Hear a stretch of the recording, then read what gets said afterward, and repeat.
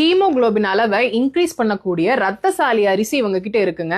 நம்ம உடம்புக்கு எலும்பு பலத்தை கொடுக்கக்கூடிய காட்டு யானம் அரிசி கூட இங்க இருக்குங்க. இந்த குடைவாளி அப்படின்ற அரிசி வந்து பாத்தீங்கன்னா குடலுக்கு ரொம்ப நல்லதுங்க. இப்ப நான் காட்டின எல்லா அரிசிலுமே வந்து பாத்தீங்கன்னா நமக்கு மாவு கஞ்சியா கூட வச்சிருக்காங்க.